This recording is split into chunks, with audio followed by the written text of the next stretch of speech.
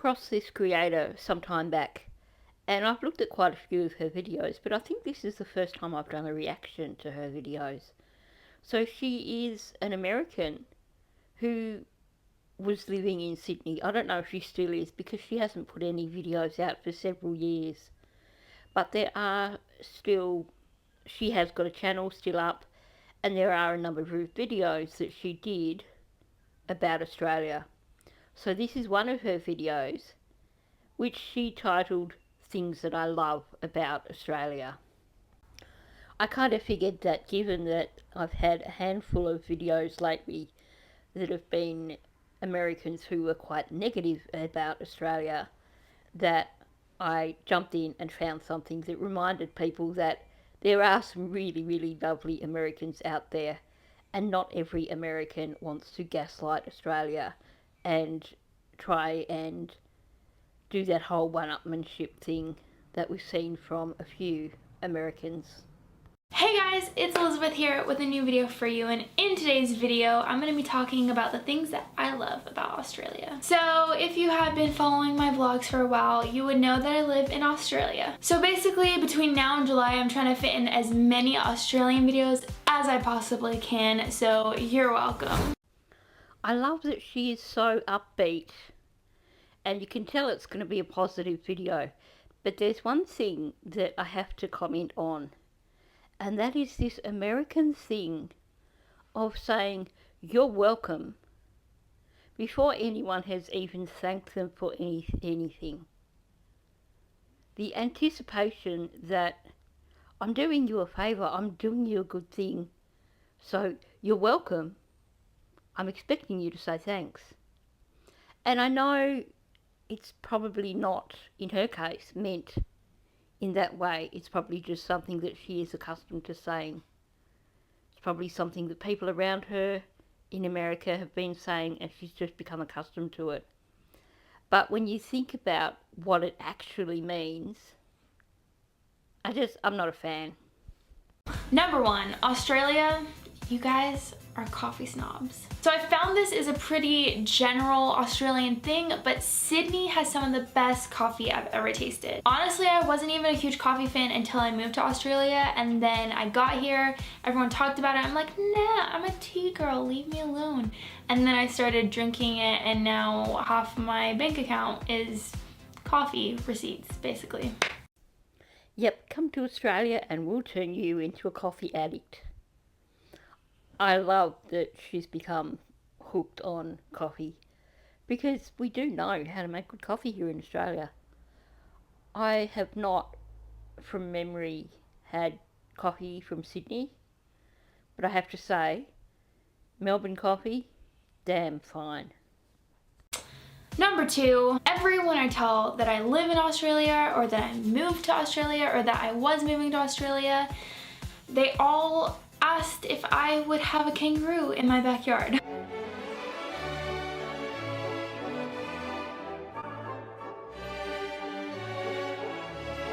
Unfortunately, for those of you who don't know, this is not the case. Sorry to break your heart, but that is not the case for Sydney, Australia. However, you definitely can like drive a few hours and you'll have kangaroos everywhere. Admittedly, if you live in a regional area, then you don't have to go far to find the kangaroos. Here in Bendigo, my sister and brother-in-law live about 5 minutes away from me, and there was one time last year when my brother-in-law was reversing out of the driveway, looked in the reversing camera just as a roo hopped past the driveway along the road. They don't get down that far usually, but for some reason this roo decided that he needed to go to the bakery, perhaps. I'm not sure, because that is a busier road there. But certainly in the hills up behind my sister's place, there's plenty of roos. And if you go to any of the state park areas around the periphery of Bendigo, there's roos everywhere. Also, can we just talk about how Australians eat? They're like national animal. Is that not weird to anyone else? Cause I guess it probably does sound weird to people who aren't from Australia. let's call a spade a spade. Roos can have a little Joey by their side and another one in the pouch. They breed pretty quickly. That's why there are more roos in Australia than there are people. And we do periodically have to do a cull in various areas. So roo meat tastes damn good. So why not eat it? Why let it go to waste? And if you go back a few generations, my grandparents lived in a country area. It wasn't as if you could just hop in the car and drive to Woolies to get groceries and everything. So a lot of what they lived off came from the land, and roos were plenty in that area. A lot of people of my grandparents' generation who lived in regional areas got by on roo meat, roo tail soup, those kind of things. So it's something that goes back right to the, well, even before white man came to Australia. The third thing I love about Australia would be the surf. So there's plenty of places that have surfers like California, Florida, other places in the world. I'm so glad that there are other people in the world who have brain farts as well. Clearly, she was going to do a longer list than that, but by the time she got through California and Florida, her brain just went, well, I know there's other places, but I've forgotten them right now. So instead it was other places in the world. So, yeah, I understand. I can appreciate. I don't hold it against her. Australia is like no other I've seen before. Surf is such a big deal here. It's crazy. My friend started dating an Aussie guy, and every single weekend and afternoon, they're literally at the beach. You just drop in and just smack the lip. Whoop-ah! Okay, I'm guessing that was possibly meant to be just an amusing clip for the sake of being amusing, but it didn't quite hit it for me. Now, she's saying things that she loves about Australia, and she says the surfing, but I'm just wondering, does she go surfing herself? Because what is it about it that she particularly loves? Does she just mean that there is that culture there, that people go surfing? Because how does it affect her? I'm not saying it's a bad thing to say, I love the surfing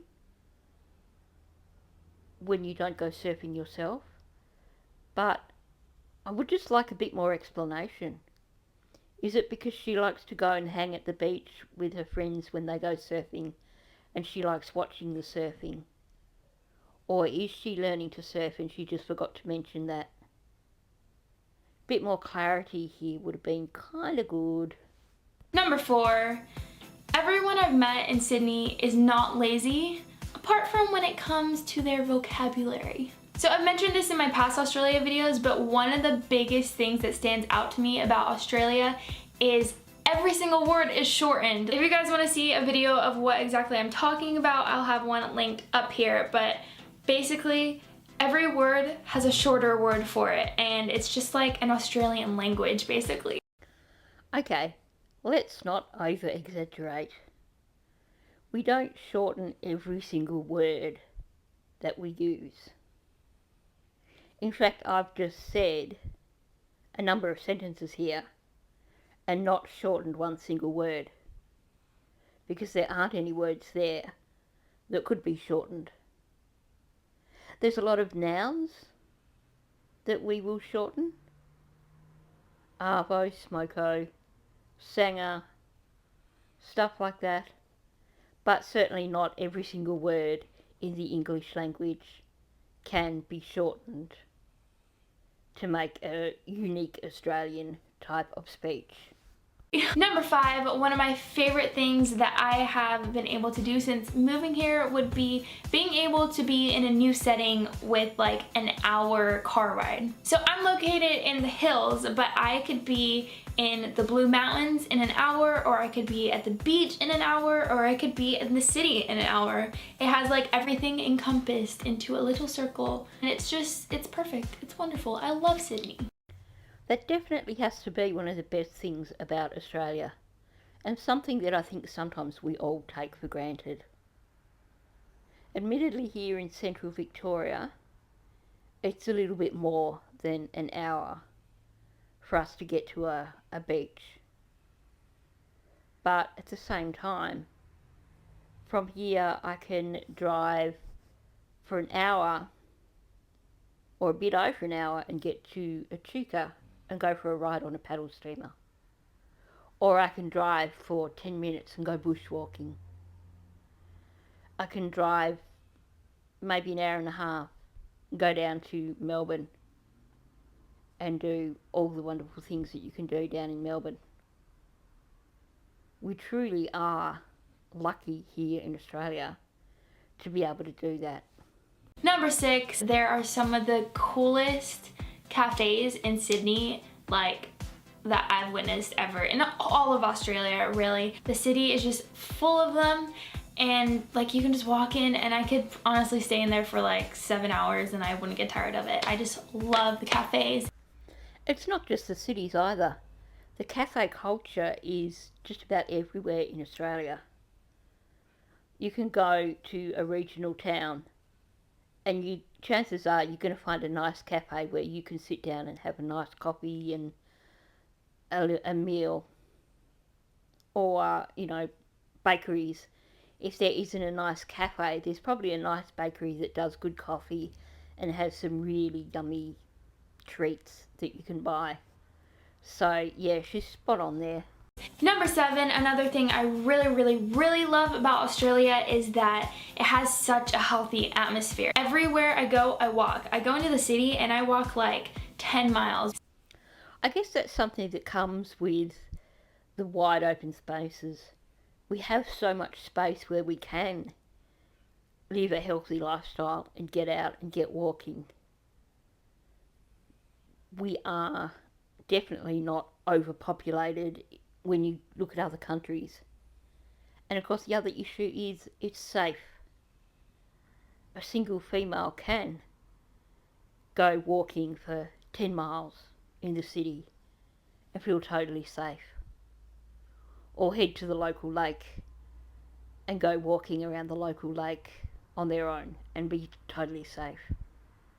So yeah, she's got a point there. It does make for a healthier lifestyle. Sydney has the best public transport, and I know a lot of you Australians are going to be like comparing it to other places, but in America, most places, they don't have public transport. You have to rely on your legs or a car for pretty much everything. So that's honestly one of my favorite things, is that you can just get your Opal card, scan it on the bus, and you can go anywhere you want. And you don't have to depend on having a car and spending all that money on like Rego and all gas and all the fees and just all that stuff. You can just jump on the tram, the bus, the ferry, the train, anything, and just go. Unless of course you live somewhere like Tasmania where public transport consists of buses, and those buses are few and far between compared to other states. But she is right. The majority of capital cities in Australia have damn good public transport. Even cities in regional areas have pretty good transport as well.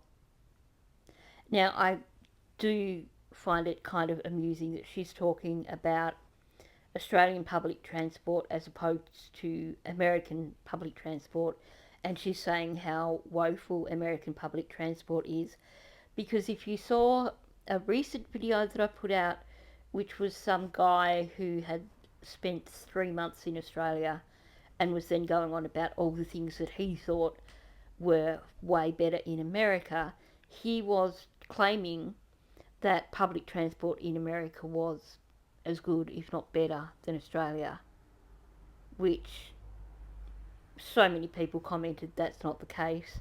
And here we have another American acknowledging that public transport in America is kind of crap. Nothing at all like what you have in Australia. Well, I think you'll agree with me that that one was short and sweet. She got straight to the point, and she made a pretty good point. The surfing one, I would have liked a bit more clarification why it qualified as something that she particularly loved about Australia. Maybe it's just the idea of being able to go surfing, or just I can understand why you would say you love that kind of thing if it was something that you were somehow involved in. But I'm struggling a bit to kind of figure out how it fits in personally with her. But that's not a negative. That's just me going, I'm not sure, please explain. So I quite enjoyed listening to what she was saying here.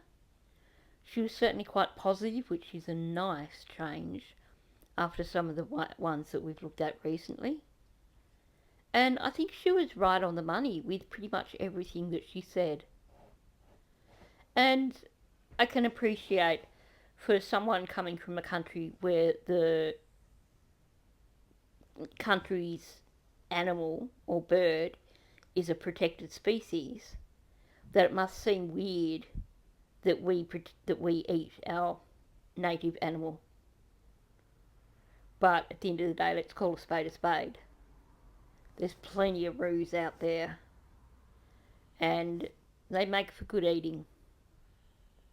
So, thanks for listening. If you're not subscribed to my channel, please subscribe. Also hit the like button and leave a comment below. Let me know what is your favourite thing about Australia. I'd be curious to know what people have to say.